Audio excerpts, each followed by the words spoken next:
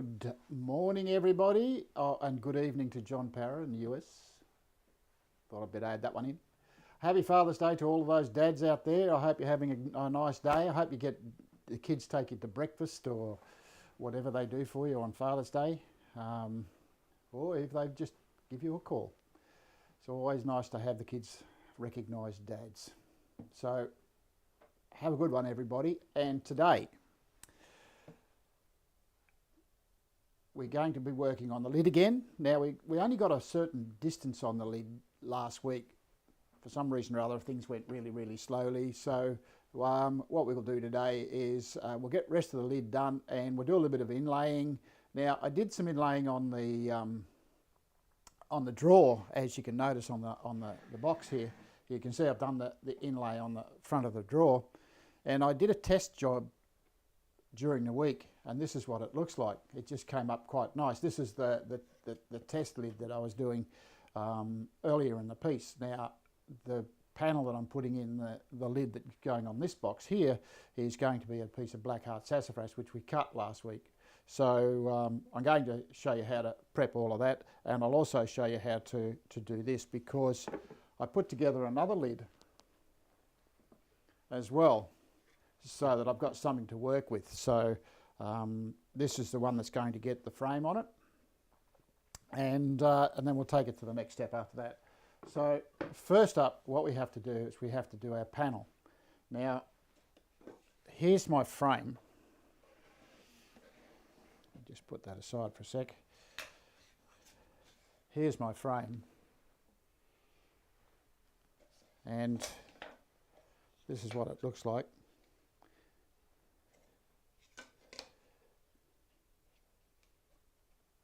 When you put it together, you may also notice that I've changed the configuration of our tables again.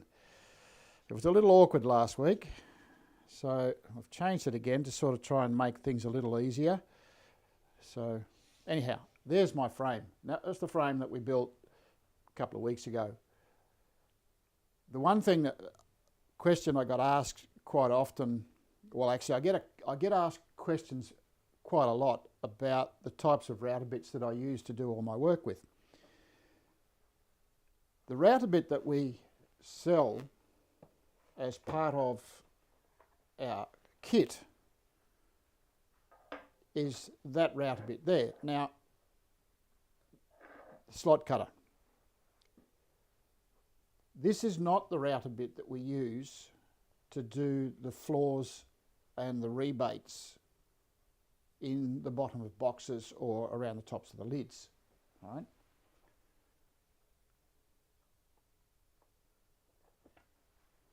This is the router bit that we use for that. Okay, now this is what we call our rebate cutter. It's got the bearing on the top of it, and we swap the bearing over when we're doing the floors, just to give us a bit of a easier cut. So that's the one we use to do the thing. So don't get confused with this one and this one. This is the slot cutter, and this is the one that we do the rebates around the panels. Now, you might think that's a very thin router bit. Okay, so the cutting edge of it is quite thin, and the rebate that I've got in here, or for John Parra, a rabbit, is quite wide. I was asked through the week where you get that from, and it's a Carby tool router bit, the one that I used here, which is 6mm, 6.4. Now, whether it's 6mm or 5mm, it doesn't really matter. The feature that we're looking for is a nice wide rebate in the frame. So whether you use a 6mm or 6.4mm or a 5.5mm is really irrelevant. They will still be classified as a TA700, and then they'll have the 6.4 or 5.5mm with a half. Half means it's a half-inch drive. So they'll have those bits and pieces on it. So in the catalogue. When you look at the catalogue, you'll find these in their own little section. So have a look. Go onto the website, the Carbitool website. It's Carbitool, not Carbitech, Carbitool. So be careful of that. So that was the 6mm that I used to cut my rebate. If you don't have one of those and you're going to use the smaller one, it may need that you may need to lift the route a bit and cut an extra cut. Okay, so you have one at 3.4, I think 3.6, I think whatever it is, and then if you lift it up again, you can actually get your 6mm rebate. Okay, so you don't have to go out and purchase one of those if you don't have to, if you don't want it. So that's what we're going to do. So now what we have to do, that's just the route a bit. So just do a little bit of research before you actually start cutting things, and then you can go ahead and do all the work that you need to do. So this is the bit we cut last week, and I'm going to use this nice little patterning for the front of the box. So it's going to look like that. So as you can see, it's quite nice, but again, it needs some sort of lift, and that's where this is going to come in handy. Okay, so that will give that a bit more of a lift. So it won't look out of place, and it'll match up to the other bits and pieces that I've got on that box. So cutting the rebate on the edge of that for it to fit into here. So I'm just going to check my measurement before I go too far. The depth of my cut just happens to be just under 13mm. So if I measure across to the inside edge here on my, I've got it all in the right place, I've got just under 250mm. So if I add 13mm to that, I'm going to end up with 262, around 262. I want a little bit of movement, so we go this way. So 262, and I've got that cut pretty close to it. I might just take another millimetre off it because I got it, it's actually 263. And then the width of the board is going to be the width of one of these. Okay, so that's my width.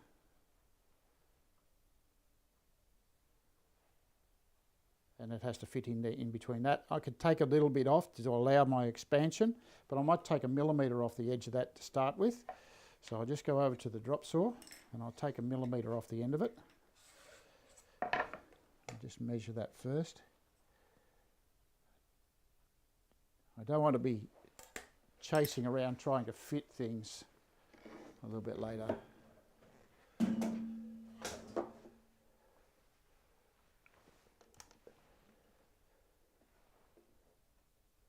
Just going to trim that little bit edge off.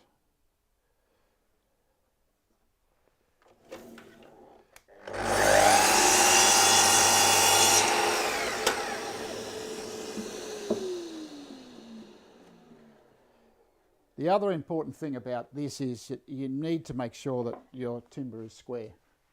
So I'm going to just give it a little bit of a sand on it, take the burr off the edge of that.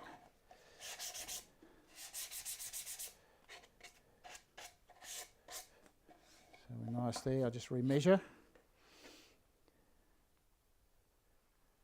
And it's pretty good. 262, which is just exactly what I want, and that's 160 wide. And when I measure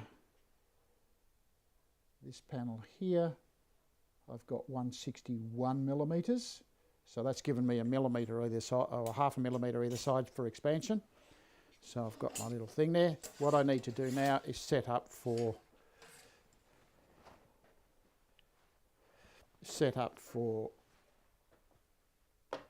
cutting my rebate. So I'll just set this up. I'll just show you where I'm going to set this up first, and then we're going to use the dust extractor today. So I need my panel raising bit.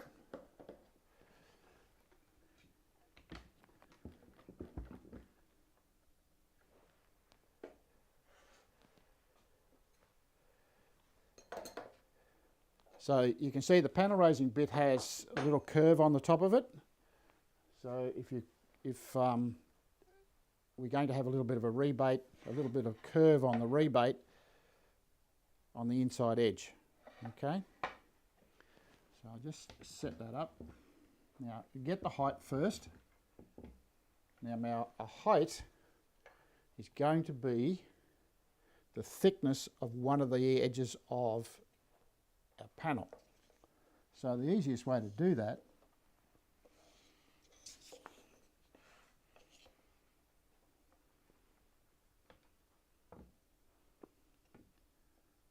is to just set a piece of wood at the right height.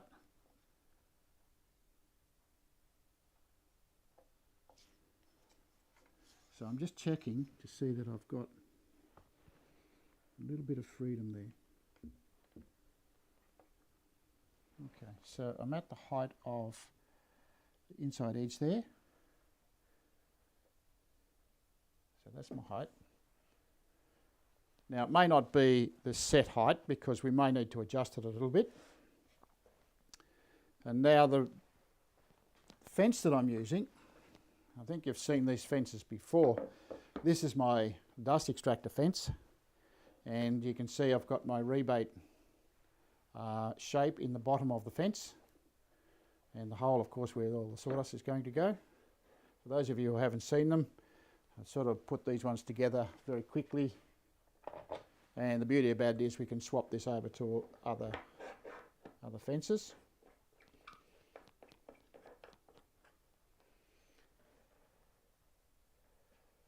Now, adjusting the width or the size of the cut.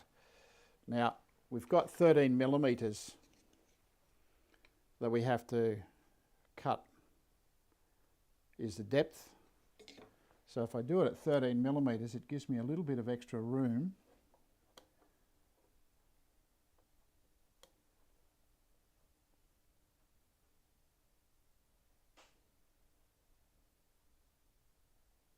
And I'm just going to take it out to 14, and that'll give me a nice little gap around the edge of the panel. Okay, I'll lock that in place.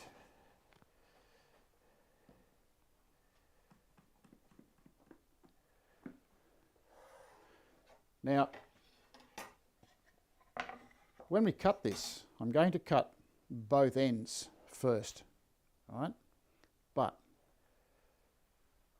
as we always say, do a tester first. My piece of material,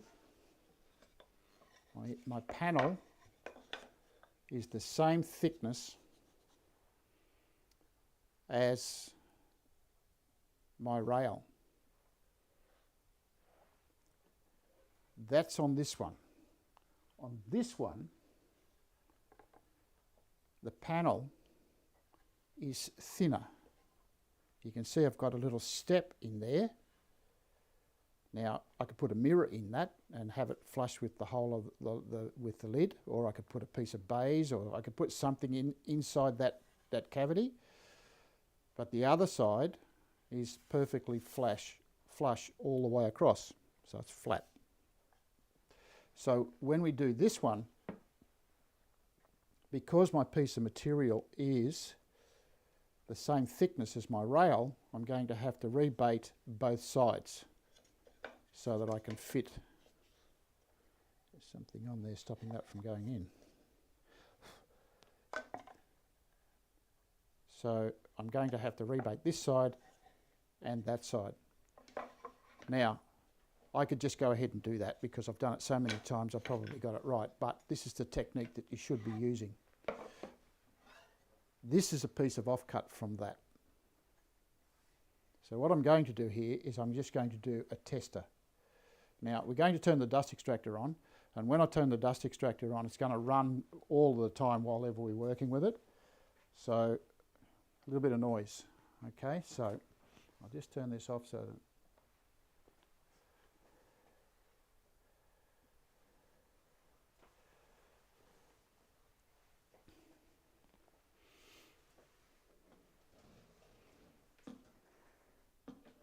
just got to shift this camera and put it in the right place. Yep. Okay, so Pammy's just going to turn that dust extractor on. So it's not too noisy, I can at least talk over the top of it. Okay, and now I'm just going to do my little tester. So I'll swap over to the other camera. So ears on, everybody.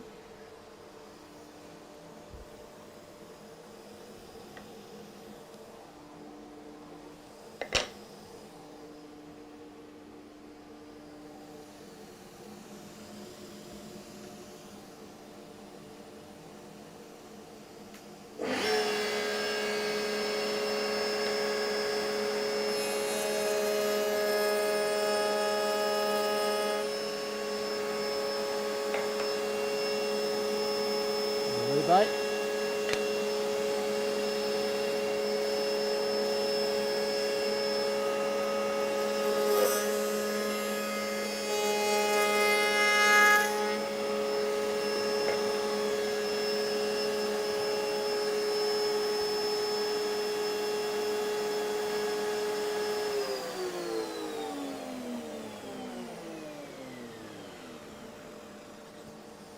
So that looks like I might have it a little bit too high.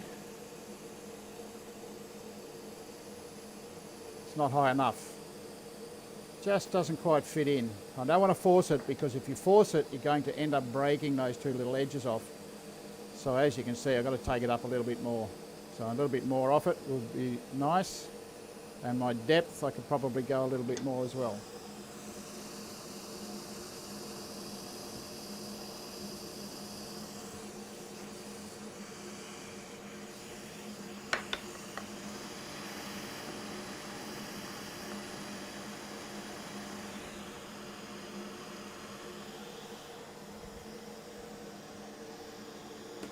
A little bit deeper.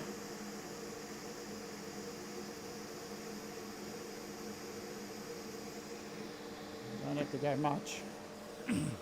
So ears on, everybody. Let's retest.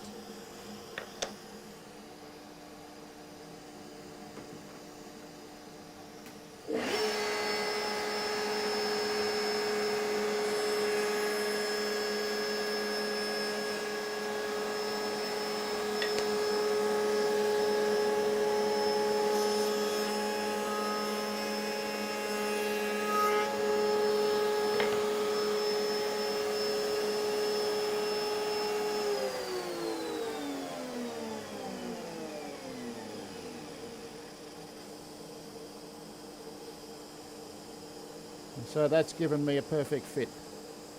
And I've got a nice little gap in there. So that looks nice. I've got a gap here that's going to allow a little bit of expansion. So now I can cut. Okay, ears on.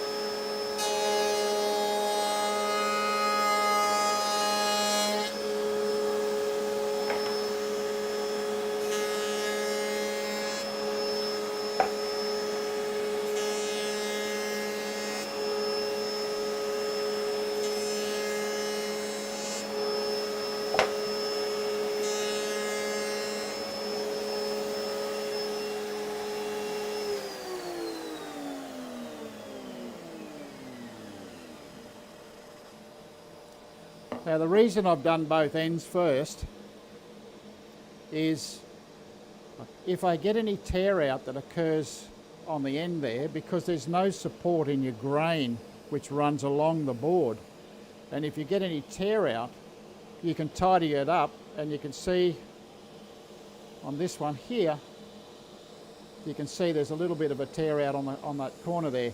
We can tidy that up when we cut the end bits.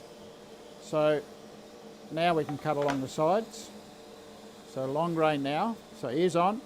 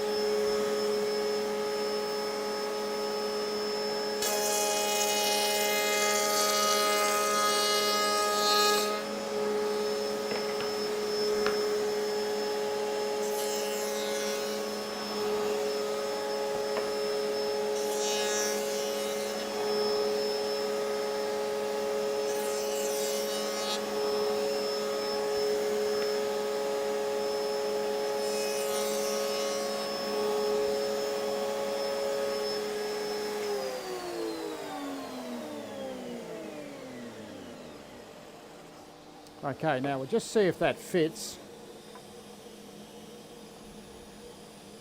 I may need to take a little more off. So if we put both ends on,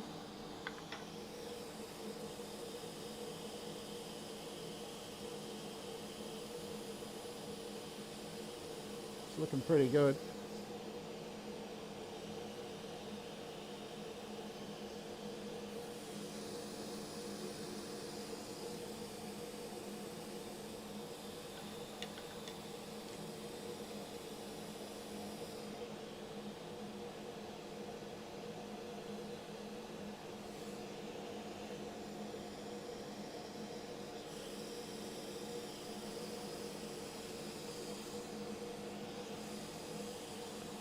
So there's my panel,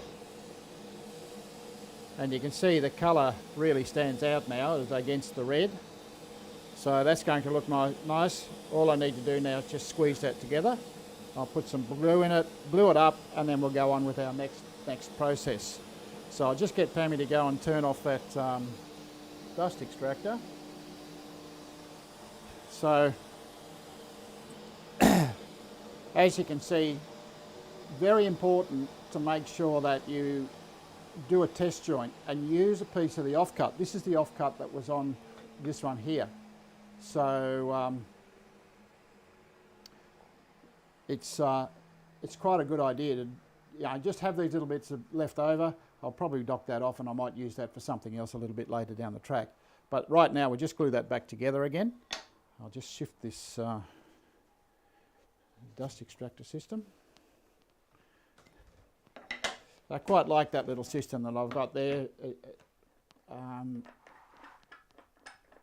My workshop's not really big enough to put in electronic stop and start systems. So we got mobile stop and start, as Pammy says, so she can go and do it for me.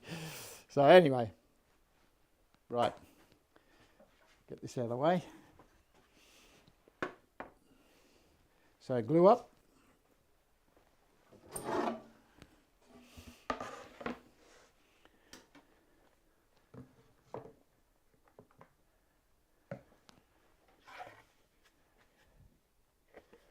Quite pleased how that went together first up, and we have a very small gap around the edge there, which is sometimes a bonus, but yeah, it looks quite nice.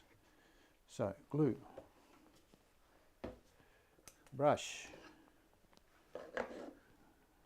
glue block, little bit of paper towel. Always a good idea to have everything prepped and ready to go.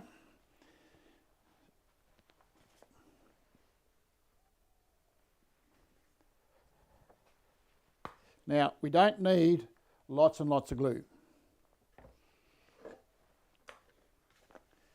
as you'll see. So, I'm just going to squeeze a bit out of here. I find the tight bond, I tend to use the same tight bond all the time.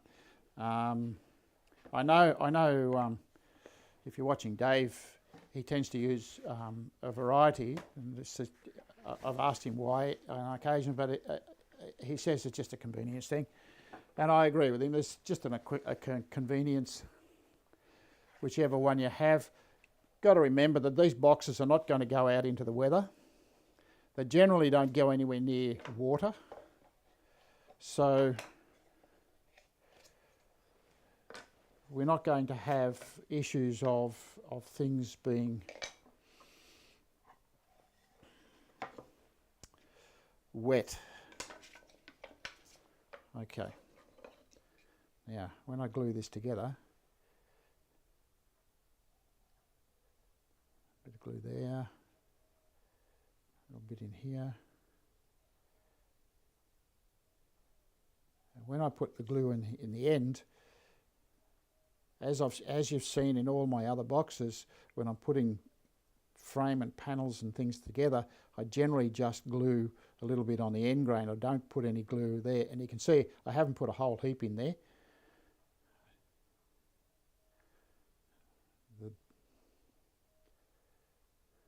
This will stay together quite nicely. So a bit of glue on the end of those. Just on the end of there.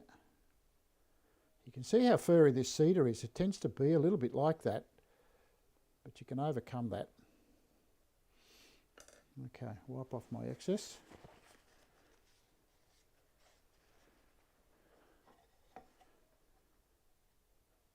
Now the cedar that I'm using is all pretty much the same, so I'm not too worried about which bit goes where. I know it's all going to be, they all came off the same board. But if you're fiddling around with grain and you're wanting to do stuff with fancy grains on timbers, well then you need to be really careful about how you put the thing together. So just make sure that you get it right. Now, as you can see, I'm gluing both ends of this rather than gluing a side on at the moment. So I'm just going to put a bit of that on.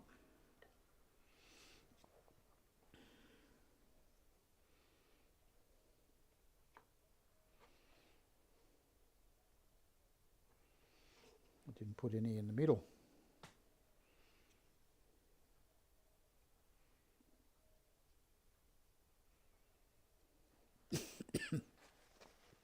Don't want too much on there.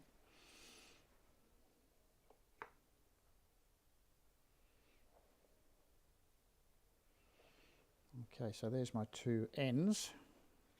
I don't really need to put any glue on this because I've glued both of those. I might put a little bit in here just to make sure that it's going to stay together. Don't need it in the centre here. This is putting it in the centre of the side rail inhibits the amount of movement it has. Right. And we don't want to stop the movement. We've got to keep that movement happening.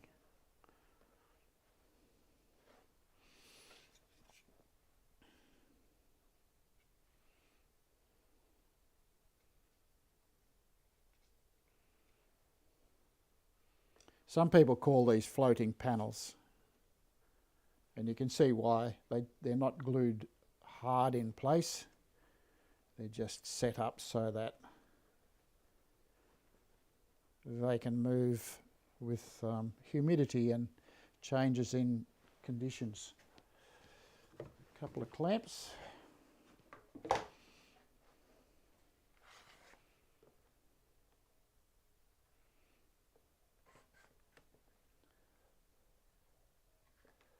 Just squeeze that in this way first, and then my clamp's not long enough.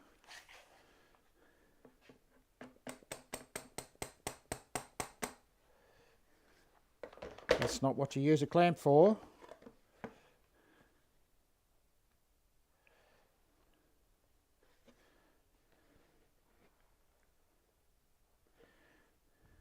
That's better. The important thing to remember about this is keep it square. Now we squeeze that up.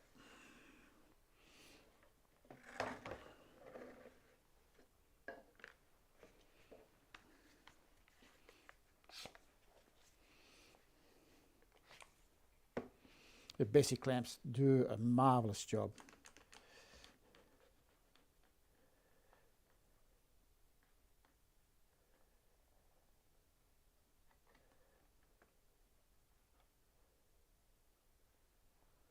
Okay.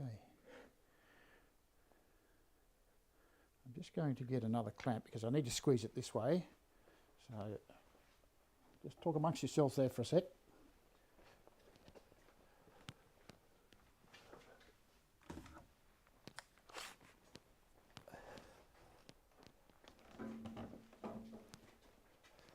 This one's a bit longer. I just need to squeeze that up a little bit more.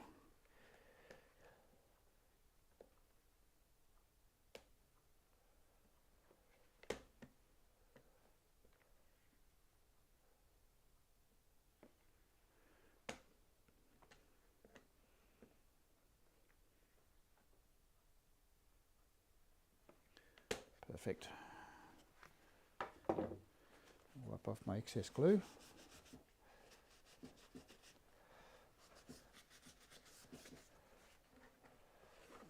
Over.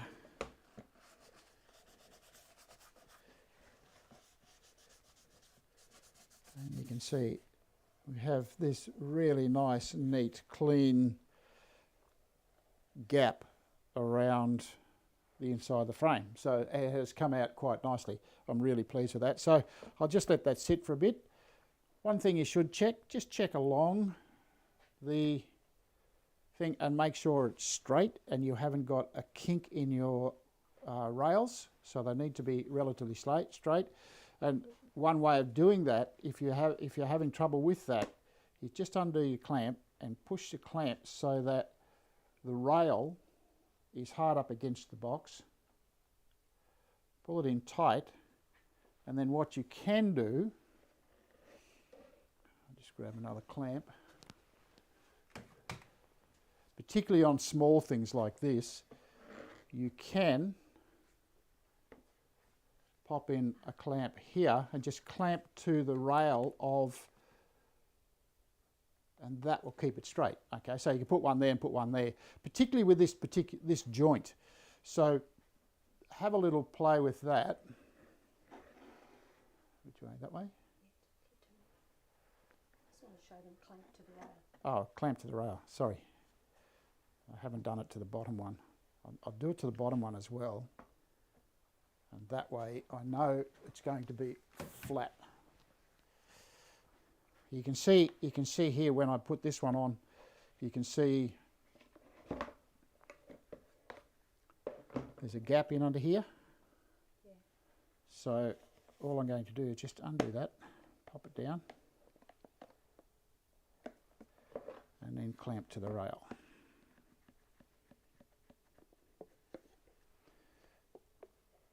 Somebody always says to me, you can never have too many clamps. I could put another couple on there if I wanted to, but that's all I need to do at the moment because the joint is the important bit. Okay, so the joint is the bit that needs to be nice and neat, and if you look at the joints you can see that they are really nice clean joints. So if you just come into there so that you can see really nice and clean and no gaps. By using the tenon cutter, I was able to cut that nice and clean and give myself a nice clean area to work with. So, put that aside.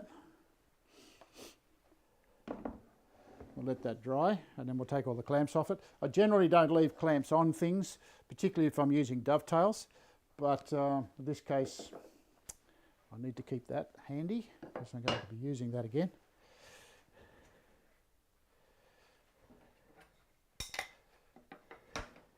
Not my ruler. Just shifting things off here because I'm going to have to set up my bench again. So now what I want to do is I want to show you how I've done the inlay. Now the inlay, you can do this lots and lots of ways. You can do it before you start, you can do it after you start, you can do it after you've done your rounding over your edges. I tend to sort of make it a habit of doing my inlay while everything is still nice and square. Now to do the inlay, I'm going to be using my TSRW4. Okay, now the TSRW4 is, as you can see, it's a 1/8 router bit. Again, another carby tool. It's a spiral bit. Just take it out of the packet for you. So it's just a quiet little router bit. Be very careful with these because if you drop the finer ones, they tend to, particularly on concrete floor, they tend to break. If you've got a fancy floor where you've got matting and stuff, it's generally a little easier.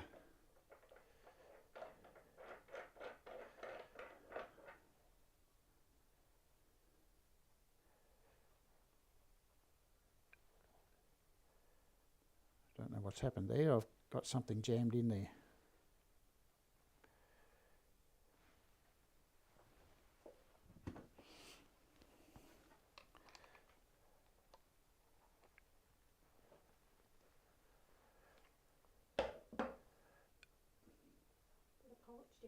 Yeah, the collet got jammed in there. Okay. That calls for a little bit of maintenance. So, when things don't work right, don't continue until you figure out why it isn't working correctly.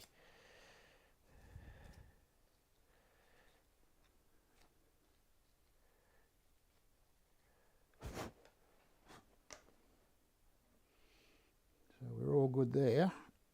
A little bit of oil.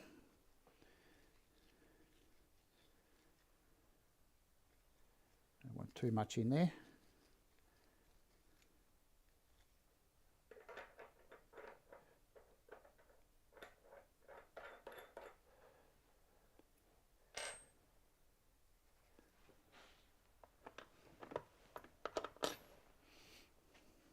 Try a different one.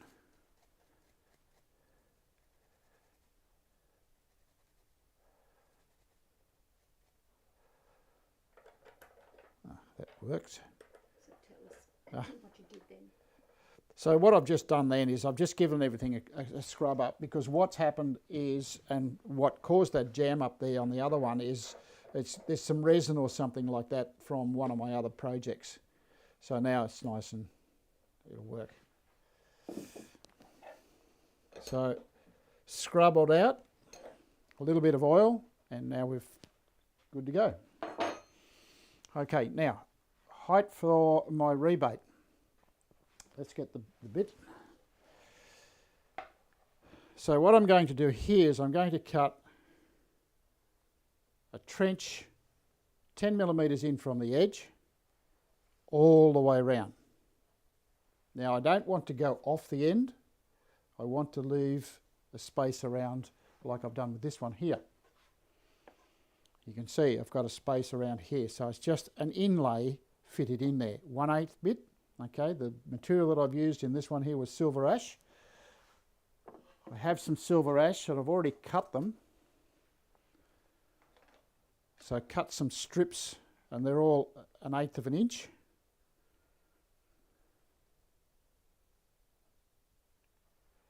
So very, very fine. Okay, so there's not much here. You can see they're a little bit wider than I actually need, or a little bit higher than what I need.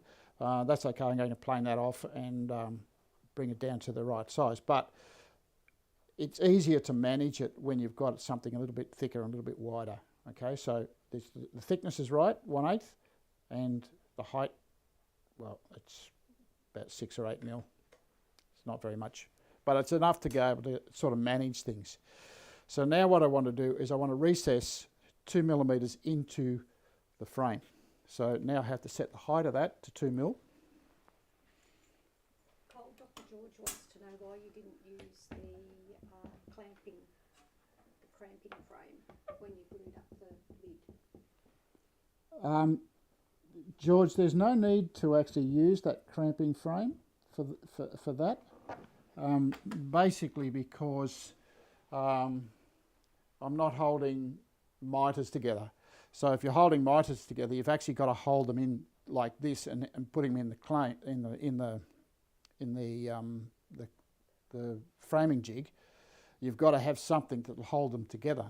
Now whether you use the framing jig or you use a clamp that fits over the corner, it's irrelevant really. The clamping jig would have done that. This joint here, let me get it for you. I just need to answer this for you, George. This joint here is not dependent on holding two pieces that are end grained to each other. This bit here fits into the slot. You can see it's recessed in. When you look into here, you can see it's recessed in. So there's not really any need to put it in the clamping jig. I could have if I wanted to, but I didn't see a need to. I hope that answers your question, but it's horses for courses, or needs must, I suppose. I'm just showing a different method. Yeah, so this is just another method that can be used. So now what I want to do is I want to cut a rebate into there. Now the rebate that I'm cutting here is going to be 10 millimetres in from the edge, and the important thing to remember here before you even start, make sure everything is square. So it has to be perfectly square. And you can see I've got perfectly square stuff here. Otherwise things aren't going to go right. So square up, cut it square if you have to, sand it, do whatever you have to get them square. Just making sure that you've got the same distance around your frame. So square up before you start. So what I'm going to do here is I'm going to measure 10 mil.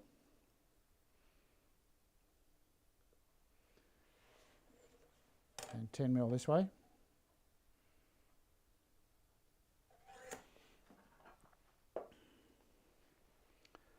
So my corner is going to be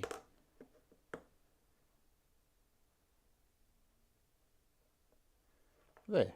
So I don't know if you can see that on the screen. It's just very, very light. So my corner is going to be in here. So the distance between that line and the edge is 10 mil. The distance between there and there is 10 millimetres. And we're going to end up with a nice little round corner in here, which is going to match up to other parts of the box as well. So we're thinking ahead a tiny little bit. Now, how do we set up to cut those without cutting too far or not cutting far enough? This is how I'm going to do it. So,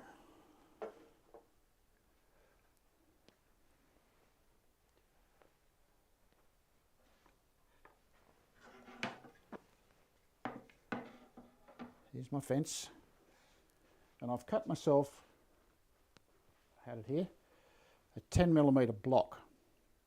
Okay, so that's my block. So all I need to do is bring that over to the router bit, put my fence on,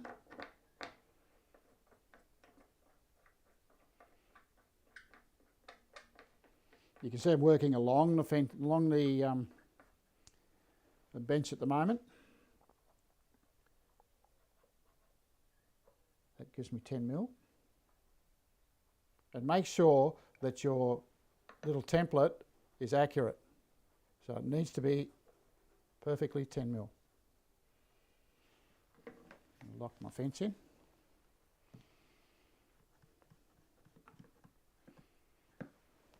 Okay, So that gives me a distance from the fence to the outside edge of the router bit. So I've got that distance there, and that's exactly 10 millimetres, and that will give me the 10 millimetres I need on the outside of that line that I drew on here. Now, how do I get the end of it to stop? This is how I go about that. Here's my block. If I set my piece of timber on there,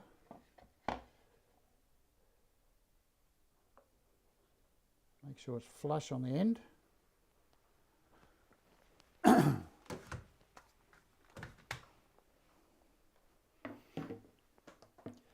And now I'm just going to put a stop on. So I'll show you how I go about that.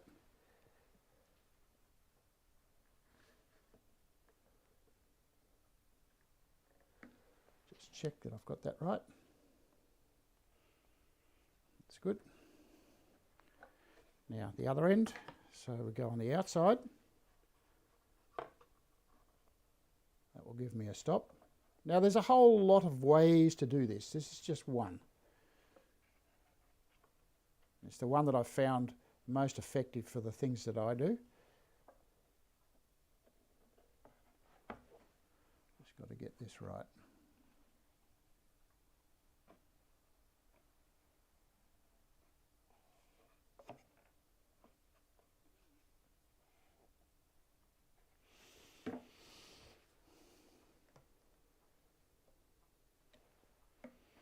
Okay.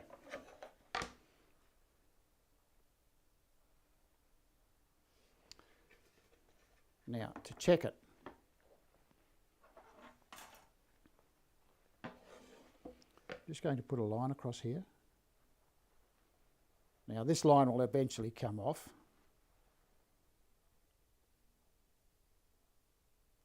That's 10 mil in.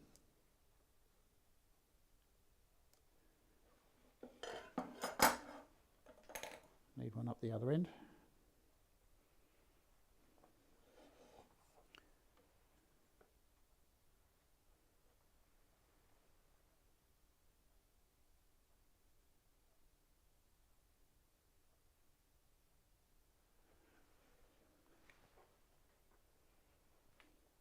So that's given me a mark to work with.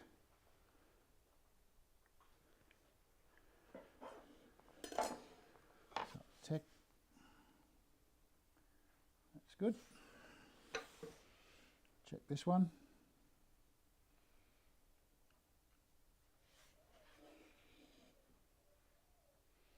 Just want to make sure these are right, so I'll remeasure.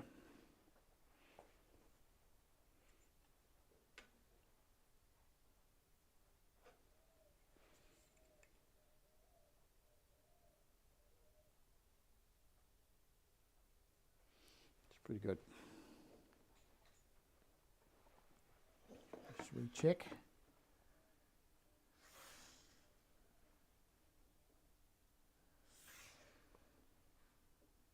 Just need to move this one a little bit.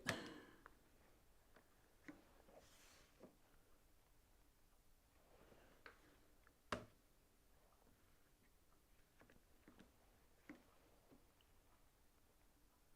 bit more.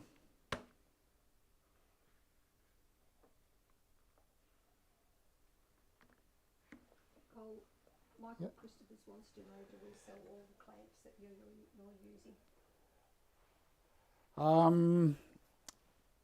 No. Michael, we don't sell these ones. We do sell the other Bessie clamp. We sell the one we use on the jig, which is the KLI 12. So we sell these, so we've got those available for you, but we don't sell these ones here.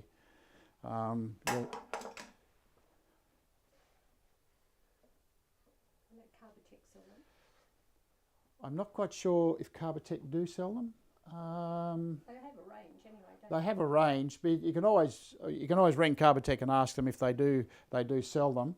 I'm not sure about the big green shed, but it's worth a try. No, the green shed doesn't sell them.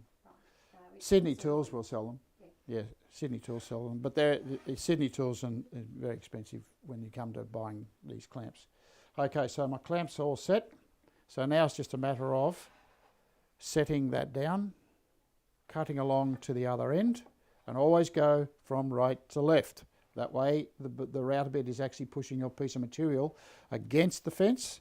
That way it won't pull it away and you won't get a squiggle where you want a piece of rail. So ears on, everybody.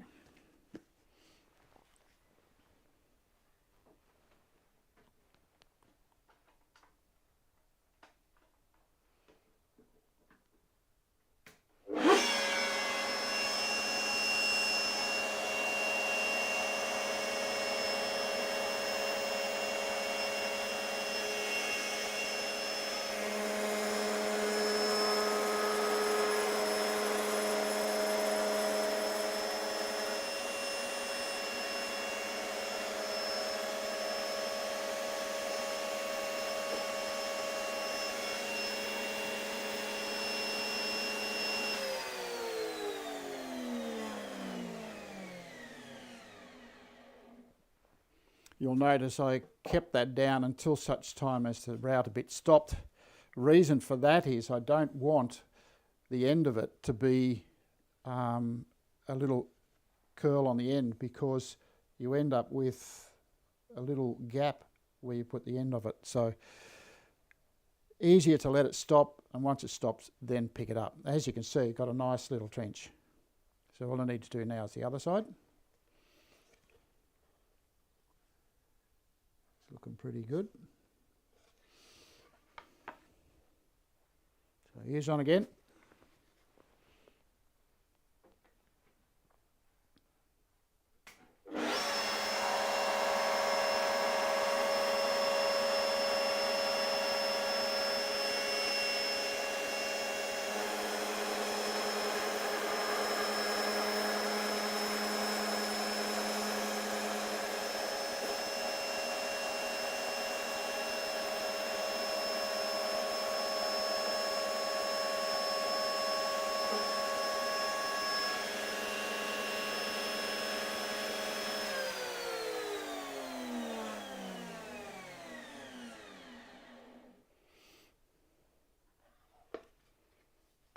And there's my second one. Now to get the other one,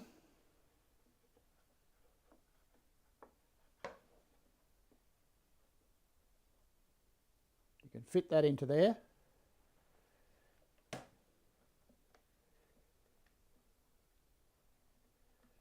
Bring that stop along.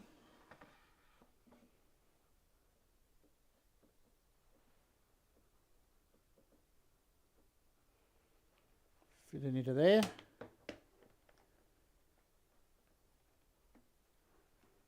Bring that stop along.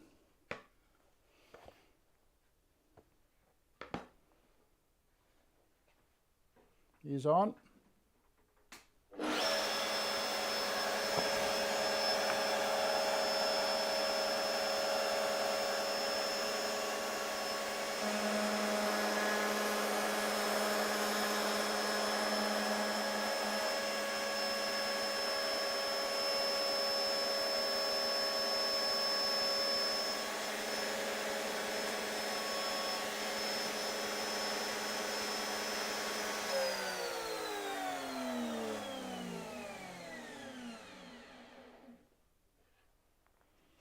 So what I did then, you can see now we're nice clean little corners and everything.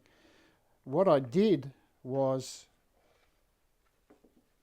to adjust the two clamps, I sat the router bit, which was 10 millimeters away from there, into that corner there and adjusted the clamp, and then I moved it up to this end and sat that in there and adjusted that one.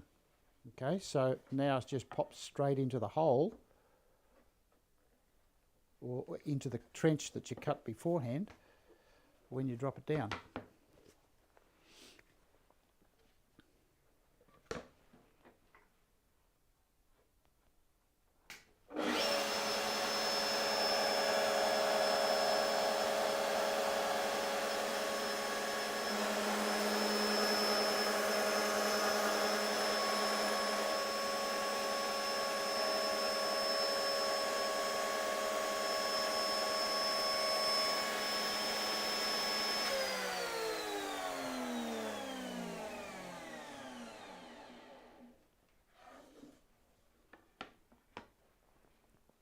And there I have my little trench all the way around. And guess what, folks? We've run out of time again.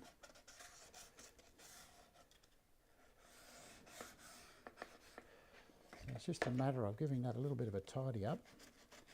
You see where it's cut across the grain, it's a little bit furry. I just want to tidy that up. It will get a fair bit of a sand later down the track. What I don't want is I don't want a whole lot of sawdust in around the rebate.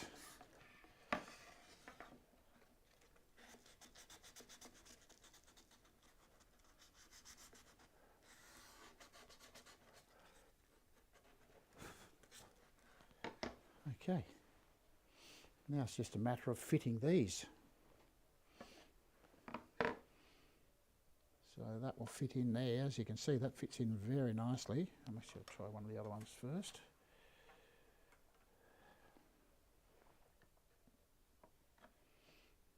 You can see that fits in just nicely. Now, what I'm going to do is I'm going to stop here.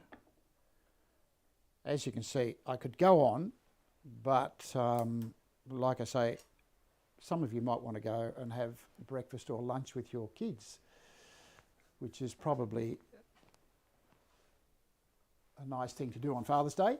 So I will stop there, and next week what we'll do is I will glue all that together and show you how I plane it down, and then we'll start looking at hinges. Now, the hinging system's going to be a little difficult because we've got an overlap on the top of the box. So there's going to be a little bit of a fiddle around with that. We've got to work out what sort of hinges we're going to use, and we'll take it from there. So there's a number of different ways we can do it. So we'll all have a little play with that, and we'll take it from there. So it's coming along. And as I said before, this is a bit agricultural. It's not exactly done to a plan. So we're making it up as we go along. But the box is actually starting to look quite nice. I actually quite like the top of the silver ash in the top of that one there, and it lightens up the whole box. We'll see what it looks like once we've got all the bits and pieces made. So if you have any questions that you want to pose, please put them on after everything goes up, and we'll at least try to answer some of the questions if you've got some. So if you haven't subscribed already, please do, and we'll let you know next Sunday when we're on. So happy Father's Day, everybody, and have a great day, and I will see you all next week.